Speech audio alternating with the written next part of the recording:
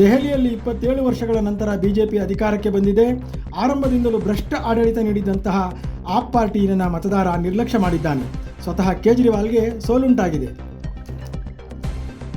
ಅತ್ಯಂತ ಪುರಾತನ ಪಕ್ಷ ಎನಿಸಿಕೊಂಡಂಥ ಕಾಂಗ್ರೆಸ್ ಪಕ್ಷ ತನ್ನ ಕಳಪೆ ಚಿಂತನೆಯಿಂದಲೇ ಮೂಲೆಗುಂಪಾಗಿದೆ.